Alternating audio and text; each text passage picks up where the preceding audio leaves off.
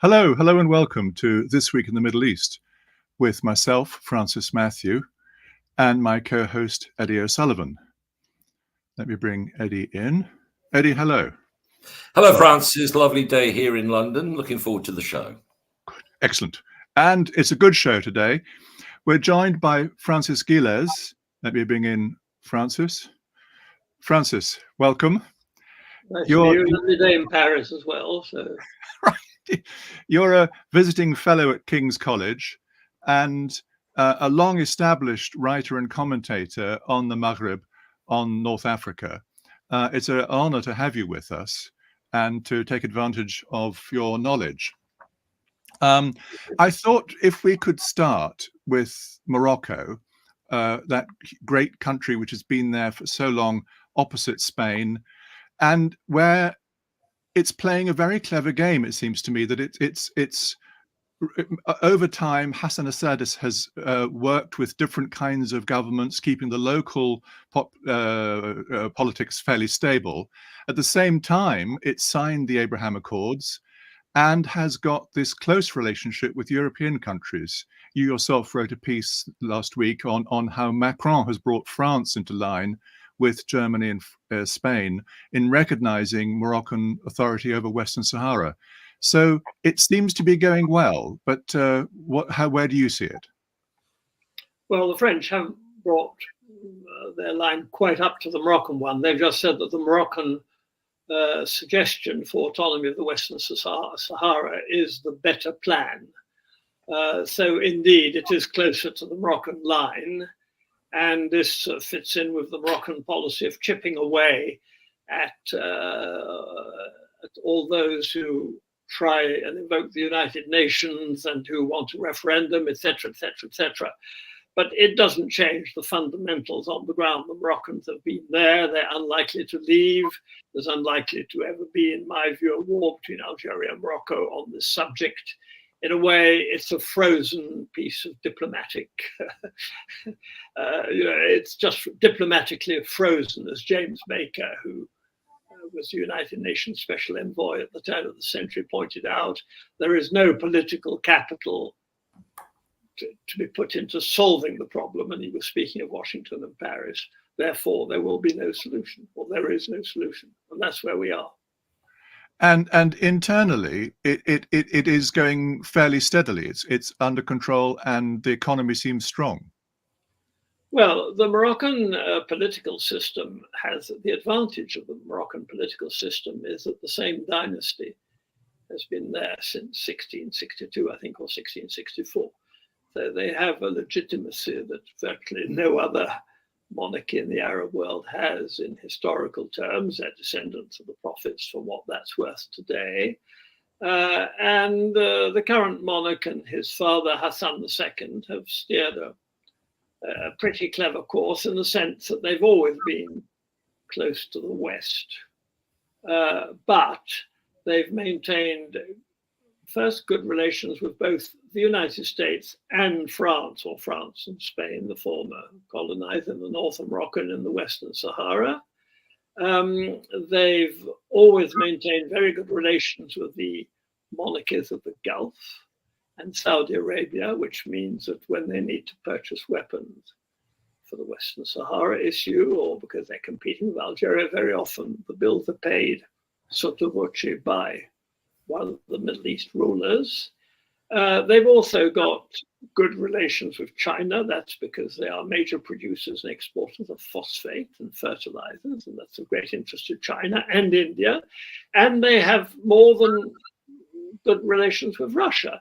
So the Moroccans have played their cards well in that respect, I would say, over the years. In Africa, it's been different. Diplomatically, they rejoined the African Union after having left it in the 1980s because of the Western Sahara, because where the West Sahara or Saharan Republic is recognized by the African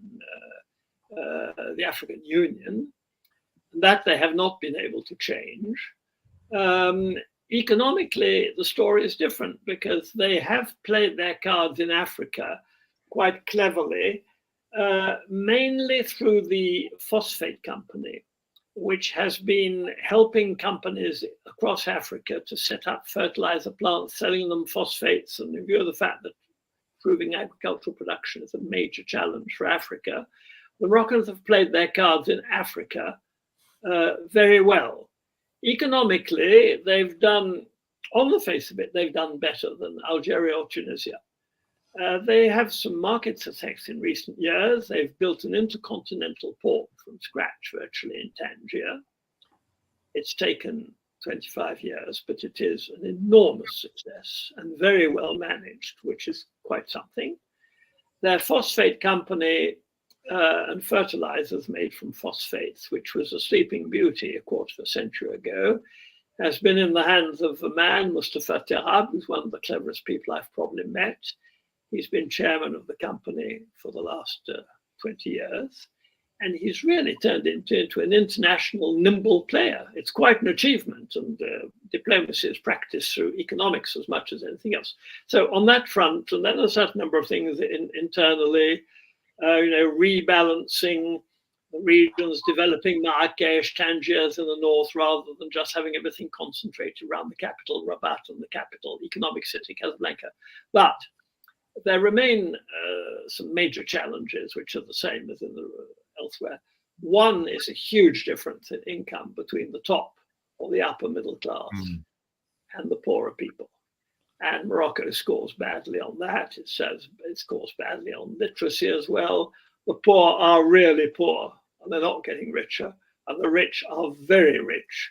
Now, the fact that that includes the royal family doesn't bother me personally. It's just that if you have such a huge difference in income, well, first, you're not allowing for stability necessarily in the years ahead, and furthermore, you're depriving many people of consumer power. Just doesn't mean anything for many Moroccans, and it could help the economy a lot if a far bigger number of Moroccans were actually had some income, could buy, could build a house, could go beyond feeding themselves. So these huge economic and social disparities are a major problem for the future. In other words, you can't speak of Morocco as a Eastern Asian tiger or anything like it just because of that. The second thing is that economic power is vested in the hands of a few families, whether it's 10 or 50, doesn't really matter, including the royal family, to such an extent that it does pose a problem. It doesn't stop people from setting up companies, and there is a thriving private sector. But when you get to a certain level, you have to take the interest of these big families into account. Now, this happens far too much for Morocco to really be able to progress faster than it does. Third point is climate. They're into their 6th year of drought. And right across the region, the problem of water is a major constraint. That calls for more, if not democratic politics, participation politics. People have got to understand the north of Morocco is desperately poor and survives on the export of cannabis. Is desperately poor because of apart from the cannabis, because there's no water. So there are some major constraints if you look medium term. It's interesting, yes. Eddie. Yes, Francis, thank you. Masterful summary. Fascinating. An enigmatic country, I think, for many people looking at Morocco. I wouldn't say enigmatic. It's a monarchy which is modernized intelligently. Let's say. Okay. Which makes it pretty unusual. So, but the thing that's, of course, in the contemporary resonance is the Moroccan strategy towards Israel and the Abraham Accords. Why is Morocco so consistently, enthusiastically willing to be open to an embrace with Israel and the Abraham Accords, which involves normalization, to the extent that this is unrivaled anywhere else in the region, the Arab world? Why does that happen? When you say Morocco, you've got to distinguish between the establishment, the rulers, and the people. Ever since the beginning of the dispute over the former Spanish colony of the Western Sahara in 1975, the Americans and the French backed the Moroccan claim. And when the Algerians intervened to support the liberation movement, the Saharan Democratic Republic, as it then became known.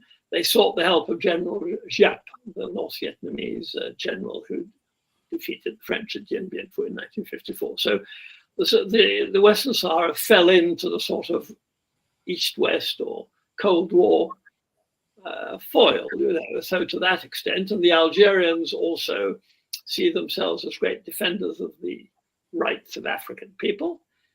They were from the mid-60s very keen supporters of the PLO, which was then considered a terrorist organization in the West, because the Algerians did identify with the Palestinians because of their war of liberation, probably more than any other Arab country. And they've also supported struggles elsewhere in Africa, Mozambique and Angola in the 70s, but also South Africa. Nelson Mandela paid a visit before he was imprisoned to the Army of National Liberation of Algeria camps in Morocco. So there are very old patterns there which prevail to this day. And Algeria, are you saying then, Francis, that the Moroccan relationship with Israel and its openness to Israel is a derivative?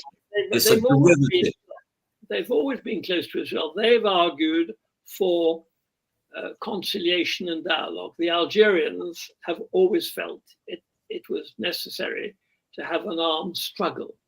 And I must say, when you look at the last 50 years of history, you've come to the conclusion that the Algerians are probably right and the Moroccans were wrong. But the two positions were taken because they were on different sides in the Cold War. Algeria, after 62, when it became independent, naturally was a great fighter for national independence in Africa, for the PLO. This was part of its DNA, if you will. It's not part of the DNA of a monarchy to support a revolutionary movement. So, but I assume, like elsewhere in the Arab world, I assume as elsewhere in the Arab world, popular opinion in Morocco, to the extent that it matters, is sympathetic to the Palestinian position. Yes, but then we have the irony, you see, that in Morocco you get demonstrations with hundreds of thousands of people, which pass off well because people who demonstrate, though, they avoid violence, so it's a kind of cat and mouse game. But in Algeria, since the 7th of October 2023, only one demonstration in favor of the people in Gaza has been allowed, simply because the military rulers of Algeria are scared that if they allow demonstrations, people start demonstrating against their rulers.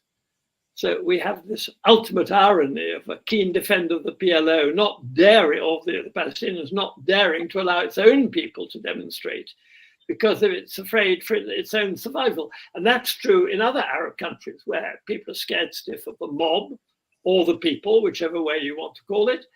At the same time, they come to an accommodation, and being an alliance with the Israelis has a certain number of advantages, I suppose, in terms of intelligence, in terms of weaponry, but it also makes the opposition of Algeria, Algeria is very, very mindful of the Israeli presence.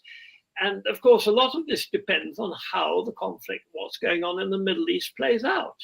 And I think it's very difficult to forecast what's going to happen in the next few years, If matters take a turn for the worse in the Middle East, if we're beginning to see ethnic cleansing in the West Bank, yes, I think all bets are off, because you just don't know. Violence begets violence, and there's one point when it can just break the back of a number of people. There's no way of telling, but it's dangerous. Okay, well, I'm sorry. I mean, I think we've exhausted Morocco now. Should we move on to Algeria, Francis? I want to talk about Algeria because you've described there a military regime almost sort of which is firmly keeping its people down, but it's succeeded in avoiding all sorts of troubles throughout the Arab Spring. I was waiting for something to happen in Algeria, but it didn't. So they played their cards very cleverly in 2011 when trouble erupted. First of all, they made sure in the early weeks after the fall of Ben Ali in Tunis that the police were not armed, that they would be very careful in how they responded to public demonstrations. They dished out money. They played their cards quite well. They learnt their lessons. in 2011, 2012. And then when the major, this mass movement of the Iraq in 2019 was unlike anything else ever seen in the Arab world, in the sense that for months on end, hundreds of thousands of people in the major cities of Algeria marched peacefully every Friday. And then the authorities managed to get the better of that, partly through COVID and the restrictions because of COVID, and that allowed more stronger repression to take place. So they've managed to put the lid back. But for many Algerians, their regime is, it's legal, but it's not legitimate. So I would argue, like the economist or historian Gilbert Achcar, who teaches at SOAS, that the Arab Spring will occur again, whether it starts in Algeria, in Egypt, or because the contradictions of the system are so great. But then we can't last for a certain number of years with nothing. That's absolutely true. Meanwhile, in Algeria, young people of talent are leaving the country. Every plane to Canada is full every week. They're just leaving. They're voting with their feet. So forget the illegal immigrants. That's another story. Morocco is seeing a number of talented people leave, but Algeria and Tunisia, every other young, educated person wants to leave. That's not a recipe for stability in the long run. It's a recipe for stability in the short term, but it's not a recipe for economic development. Eddie. Yes, can I ask about two things in a single question? One is about the past and one is about the future. Of course, the feast in the early 90s was the target of a very vigorous government crackdown. You call it a civil war or whatever you call it. Now, first question about the past. What happened to all those sentiment, the organization, the ideology that inspired the feast for many hundreds of thousands of people? Where's that gone? Has that disappeared? And secondly, for the future, how much longevity has a regime like the Algerian regime, which essentially depends upon the heroes of the Algerian revolution, them, that elite, as they die off? Isn't there a possibility that the whole legitimacy of the system will go once the men and women, to an extent, associated with the liberation struggle against France are off the stage? Two questions. What about the feast, and what about the ruling elite? The feast, like many, the feast was linked to the Muslim Brotherhood. And a bit like what happened in Tunisia in the 2011 with Nahda, they didn't come to power. Nahda did, but then they were incapable of exercising power in Tunisia, and they wouldn't have been able to in Algeria because their discourse is a moral one, it's a religious one. It's not an economic one. The Muslim Brotherhood has never come up with a theory of modern economic management. If you're going to run a country like Algeria, you've got to have a policy on gas, you've got to have a policy on oil. They never had that. So it was snuffed out before they could come to power. It must be said that the elections of 1991, you've got to be careful how you present them, because the feast would have won a majority if there'd been a second round of the poll in January 1992. But as it was the first free election, there were millions of people whose names were not on the electoral list. Many people didn't vote. Most of my friends in the middle class didn't bother to vote. So to come out with the idea that the feast was the expression of the mass of Algerians, it was not. Exactly like Nahda in Tunisia, if you look at the percentage of people who vote, even after 2011, Nahda was never more than at most 1/3 of the people. Well, so are you saying that the feast or the feast factor is irrelevant in Algeria? Well, the feast had a hard wing group, and they were people who'd been trained in Afghanistan, who'd gone to Afghanistan and were linked to all that. And they were encouraged by private finance from Saudi Arabia, and they took to the bush, and it was a very bitter civil war. But it played out in very complicated ways according to the regions. And two things didn't happen, which many people, I was still at the Financial Times, thought would happen. One, a number of observers, including in the CIA, said the army is going to crack. And I always said, for all kinds of reasons of political organization of the army will not crack. And the army did not crack. Right, number one. Number two, the flow of gas will be interrupted. I pointed out, because I know the pipelines, I know the gas fields. The pipelines are buried a few, not very deeply for gas, but if you would blow a hole in a pipeline, it's not a problem. The problem is the compressor stations along the line or at the ports for the exports. None of those was ever blown up. The oil and gas infrastructure was well guarded, and in this point, there's something to mention. The Americans provided the Algerians with satellite information about the gas fields and the gas pipelines from the beginning. They were very good, and the Algerians have never forgotten it. And they may be opposed to America in many things, but they've never forgotten. The Europeans refused to sell them weapons, including Britain, but the Americans provided satellite cover information. That was absolutely key, because the Americans didn't want all this infrastructure sabotaged. And I suspect they didn't want the end of the regime either. You know, Algeria is maybe an awkward customer for America, but it's not an impossible customer by any means. So but back to my point is that the political Islam feast. I mean, you're saying that the factor wasn't as big as people thought at the time. But what's happened? It did exist. It wasn't. Where has it gone? Has it just disappeared? The legal side of the movement, split it into various parties, was absorbed into the governments under President Bouteflika, was corrupted in the process and normalized. And meanwhile, Algeria has become socially probably more conservative in the last 10 years than it was 30 years before. So, that's happened elsewhere. And life continues. But the problem in Algeria today is that the government's President Tebboune and his government are probably the least competent government Algeria has ever had. Oh. And the good people aren't there, and the state dominates everything. And they won't allow a middle class to emerge. In other words, private industry. I mean, there are some big industrial groups linked to certain generals or certain people in the power structure, but they won't allow for a genuine middle class to emerge. And therefore, they don't, in other words, the military and the security people do not want to share decision-making with anybody else in Algeria. So they've got enough oil and gas. That lasts. That doesn't mean to say you will last forever, or there won't be attempts to upset the apple cart in the years ahead. The Hirak was one of the most unexpected movements, not least because it was totally non-violent. It's amazing. The Algerians learned non-violence. Of all people, having been for very violent modern history, they demonstrated for week after end, hundreds of thousands of people, with no provocation towards the police or the military at all. So what happens next in Algeria? The system can survive. The problem is that the system, the Algeria doesn't have the weight internationally, or the noose that it had in the 80s when it helped to liberate the American hostages held in Tehran in 1981. It matters in the world because it's a major military power. 2/3 of its weapons come from Russia.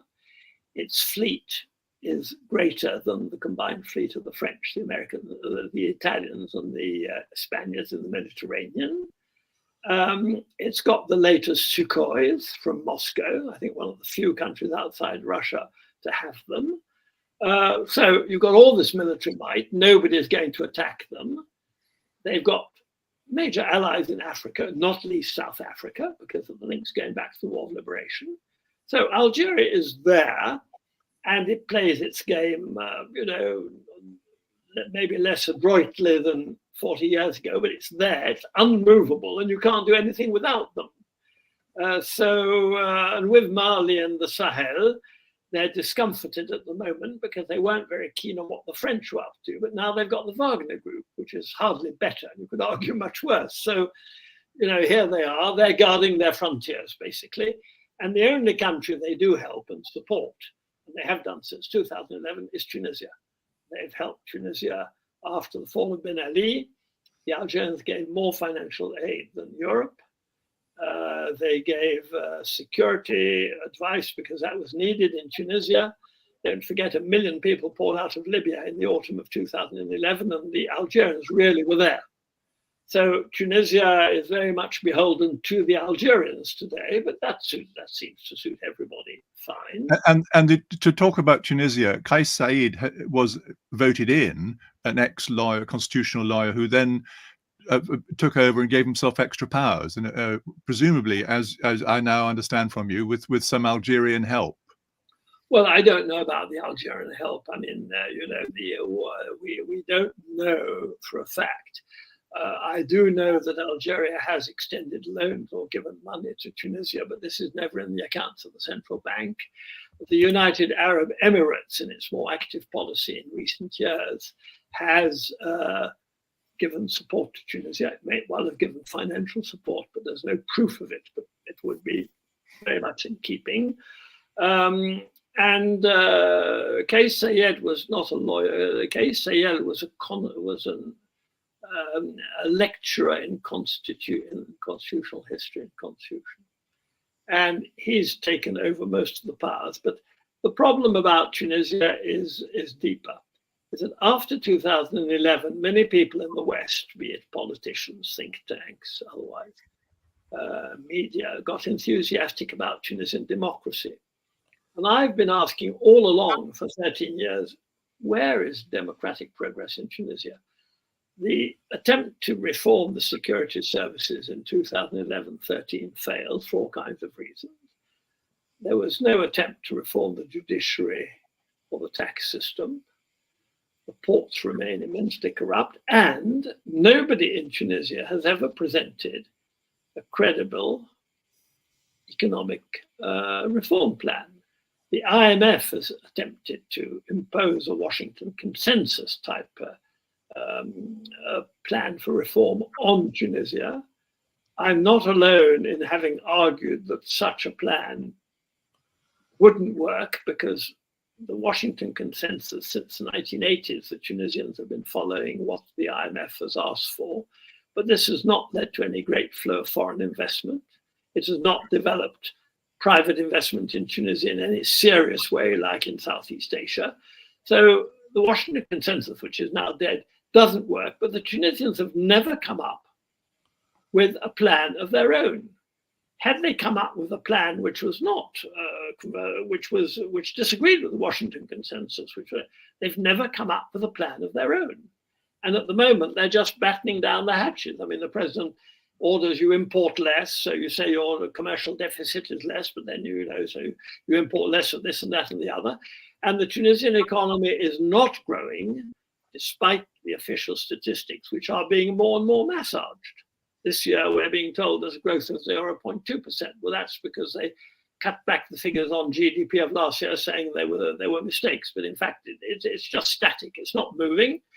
And as I said, the number of unemployed is not going down, it's rising. The standard of living is falling. The state of the hospitals and education is declining in a country where it was pretty good, one of the best in the Arab world. And talent is leaving. The young Tunisians are voting with their feet. Where does this leave Tunisia in the next few years? Well, I think in Europe, basically, even a few years ago, despite all the talk of the think tanks and the politicians, nobody really cared about Tunisia. As long as it didn't collapse into anarchy, even when the Islamists were in power, the Americans and the British were quite happy with that. But did they misread? Were they cynical? But now it's in strong hands. The security people and the army clearly back Kais Saied.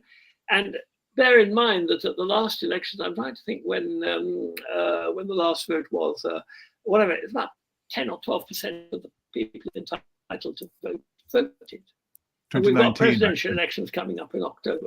So if 90% of the people vote, well, nobody cares. They've got other problems. They're just not interested. The Tunisians are exhausted by what we thought, many of us in the West, not me, thought were democracy. Sick and tired of it. They're not interested. End of story, for the moment. And a country which, particularly the EU with Sarkozy, was interested was Libya. When they saw the sort of Gaddafi moving in on the rebels, they triggered the NATO intervention. All sorts of chaos, failure to nation build followed, and it's now split into two, with the Presidential Council out of Tripoli and Haftar running his own operation out of Benghazi. But they seem to have reached some kind of equilibrium. I'm not sure whether that's right or just a happenstance or of the moment. Well, you're very optimistic if you speak of two groups running Libya. My friends who know Libya better than I do say that it's actually it's in the hands of criminals, of gangs all over the place. I mean, so you've got Haftar and the government recognized by the United Nations, fair enough. But the problem about Libya was foreseen not by our civilian rulers in London, Mr. Cameron or Mr. Sarkozy. The military in England made quite clear to Mr. Cameron that going into Libya would have very serious consequences. And that came out in the House of Commons committee inquiry in 2016 or 17, whenever it was. In France, it's come out more recently, but the military people have made quite clear they weren't happy with the policy at all because they foresaw, first, the risk of spillover into Mali. Secondly, the fact that Libya, unlike Tunisia, Algeria, Morocco, being less of a country with Cyrenaica and Tripolitania plus Fezzan in the south, it's never been a unitary state. So the risk of implosion was much greater. And then, of course, whereas in Tunisia in 2011, it all happened very quickly. So at first, nobody could intervene. Some people probably did, but it happened very quickly. It happened in a matter of 3-4 weeks.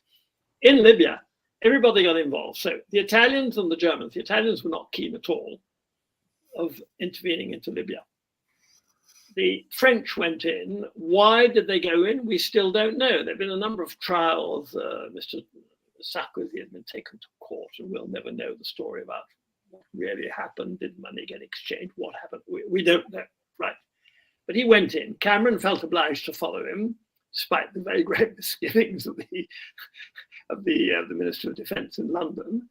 And the Americans went in very reluctantly because we know from Barack Obama that he was very unhappy at the end of his second presidency with the decision he's taken under the huge push of Samantha Power and Hillary Clinton, that he'd made a mistake, right? So, but the problem about all this was that everybody gets involved. So the French start playing with the Qataris, Muslim brothers in eastern Libya from the beginning. Then you've got the groups on the other side, right? Then you get, after various permutations, you get the Turks going in to save the government in Tripoli. They're tied to Qatar, same Muslim Brotherhood links. And meanwhile, the United Arab Emirates and the Russians get involved with Haftar. So you end up with the West. Everybody and his mother is there. And the Egyptians with Haftar as well. The Egyptians, of course, because so you end up. The conclusion is that Europe loses any credibility or influence because it's divided in what it's doing. Nobody has a strategic view. And today in France, it's quite clear when you look at certain television programs, people are very critical of Sarkozy. You just go in, but have you thought through? Because we mustn't forget either that the mess in Libya, and when the French had to intervene in Mali in 2013, led to an attack of a major Algerian gas field in Turin in 2013, which was the biggest attack on a gas field ever seen, I think, historically. So, it caused endless trouble. And the trouble in Libya did other things for Tunisia. It allowed about 3,000 Tunisians, but I don't recall the exact figure, to travel to Daesh or to get trained in Libya. And then some of them came back to Tunisia. And that caused havoc when there were terrorist attacks on hotels in Tunisia. That enormous damage. So the fallout of all this is huge. And meanwhile, here we are today. But the main thing is that Europe has no voice. And America withdrew after its ambassador was assassinated. Ambassador to Tripoli was assassinated in Benghazi. The Americans basically withdrew, stopped playing any game. So whatever goes on now, how you're going to stitch that together, I don't know any expert on Libya who sees how you're going to stitch this together. And it is a major problem because Mali, Burkina Faso, Central Africa, all these countries, and then feeding into all the problems in Sudan. All this area of Africa is either failed states or semi-failed states with far more weaponry than 15 years ago, drought and climate change. Yes. So we are faced with a huge mess, and nobody has the answer. The answer to this, I'm afraid. Nobody has had the answer to this for years, but nobody thought through the consequences of intervening in Libya. It's all very well gunboat diplomacy.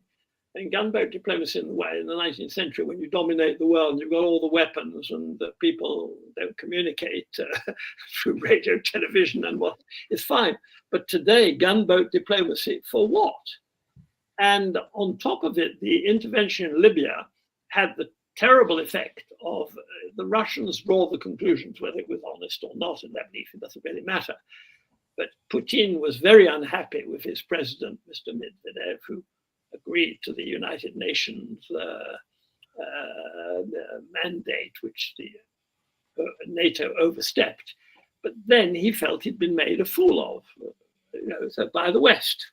Yes. And that allowed him then to get involved in Syria. So if you give people weapons to beat you with, that's hardly considered intelligent diplomacy. And there again, I must come back because I participated in a number of meetings at the time in those years, and the military were very lucid about their analysis of the whole situation. It's the politicians, be it in Iraq, which the military didn't like at all in 2004, and in Libya, where they advised caution. And I one day said at the country house of the foreign, I said, there are times when I regret that the military don't take the decisions and not the politicians. And there was a senior colonel there who straight away said to me, Francis, we are loyal to Her Majesty in Parliament. I said, well, I never questioned that, but I'm just saying to you that your military are far more intelligent than your politicians. But there we are. So sadly, that advice was not taken. You've mentioned Daesh, and you've talking Al-Qaeda as well.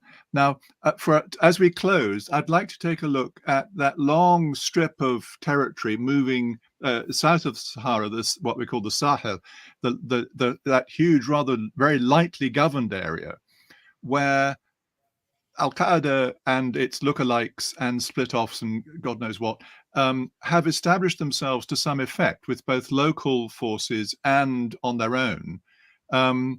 It seems to me that they're there to stay and not going to be moved out very quickly.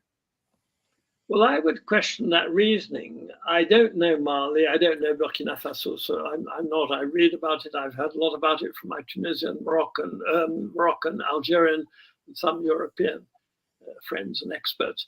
But so often in the Western media, if you present something as Al-Qaeda or Daesh, everybody starts jumping up and down, and you can get an article published, including in major newspapers and all that. But when you look at the conflicts in Mali, the sheer complexity of Mali, which I've looked at from afar quite a lot, you've got tribal conflicts. You've got the conflict between the north and the south, between the Berbers and the black Christians in the south. You've got competition for water, for grazing land. Yes. And so, and the same is happening in Sudan, from what I understand of Sudan, but it's happening right across the region. So the problem is that since 2001, and with the Arab Spring, I think we've fallen too much for a narrative, which of course people in the United Arab Emirates, or no doubt a number of places in London or Paris or Washington will like very much. It's Daesh, it's Al-Qaeda. Well, of course there's these elements, and I'm not going to pretend I'm an expert on this, but as with the Algerian Civil War in the 70s, if you present it just as the army, half of the population of Algeria who are lay, who are against a religious movement, and on the other side a religious movement, that's really history for kids, it's not serious. It's far more complicated than that. And then the other thing in the West in general is that the word Islam now, where as soon as you say Islam or Islamic, everybody jumps up and down in fear. They don't even know why they're fearful. So there's a real problem of understanding, of recognizing that these are very complex problems, and that in the case of the French in Mali and Burkina Faso, it was the policy of France-Afrique of being very close, hugging these regimes, effecting changes and whatever, over 30, 40, 50 years after independence.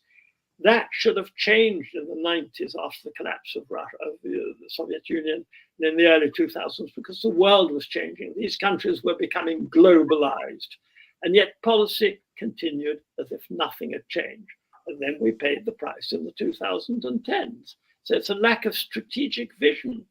And there's also a point which reminds me of a comment the King of Morocco made to myself and Edward Mortimer, well-known specialist of the region, when we interviewed him in 1994. And Edward said to the King, well, you know, we do know your region quite well with our universities and all that. And the King said, no, you don't. And I had to intervene and say, I think, to the King, I said, I think Your Majesty is right, because in the French colonial days, the French colonial administrators knew Morocco like they knew Algeria much better than anybody in the French Foreign Office or in Washington knows these countries today. It's as simple as that. And this is something in the West we find very difficult to recognize. There's no humility. We have answers. We have great, sort of great ideas. And then once you've said Islamic, Daesh, and everything, everybody has to fall into line. Well, if it was so simple, it would be great, but it's not. There are power politics at play. And these power politics often now depend on tribe, because we know that with mercenaries 20, 30 years ago, and this warfare where a midget can inflict huge damage on a very powerful country, tribes, regions matter enormously. And if you look at Algeria or Morocco or Tunisia, the regions matter enormously. People say Algeria or Morocco or Tunisia, but Tunisia on the coast is one thing. They go to restaurants, they drink alcohol, they've got weekends, they go sailing and all that. You go 20 miles inland, it's a poorer country. Morocco between the north, around Tangiers, with 300,000 jobs in the car industry, a major intercontinental port. It's really developed as a major international hub, and where the standard of living is pretty good. You travel 100 miles west to the poorer reef, or east to the poorer reef mountains, and there, apart from cannabis, they've got nothing. So I think it's all this, how can I say, this texture in North Africa, as indeed elsewhere, I wouldn't speak to the rest of it, we've lost. And these are immensely complex countries which are going their own way. One thing is for sure, every time a French or British or German leader speaks today, that doesn't necessarily mean his words carry any weight in these countries. That's the difference with 30 years ago. And social media and the explosion of websites of information and misinformation or disinformation means that whereas 30, 40 years ago, if in London, The Economist or the Financial Times or the BBC World Service said something, it's not necessarily the doxer, but somehow it became often the prevailing view. Today, that's disappeared. Information no longer necessarily comes from those sources. There's a multitude of sources, and finding out what's going on, is it more complicated? It's different, it's a different game. But it leads to a lot of mistakes and simplifications and generalizations, I think, which are not particularly helpful. Francis, I think that's a good point to stop. You've made the point that we're dealing with a very complex area with a lot of a very complex area, which we've tended to talk about countries, but you're rightly saying underneath those countries are tribes and regions which operate in different ways. I'd like to thank you very much indeed. Thank you. Thank you for having me, for inviting me. Thank you. Well, that was a very interesting conversation. We covered a whole swathe of North Africa, and Francis Ghiles there was able to sum up some of these very complicated issues clearly and in a way that we could understand. Now, it may be that you agree with him, or possibly you disagree. Either way, we at This Week in the Middle East. Would very much like to hear from you. It helps us plan ahead and it helps us disseminate some of the knowledge. Thank you for listening. Find us next time. And meanwhile, Assalamu alaikum wa rahmatullahi wa barakatuh.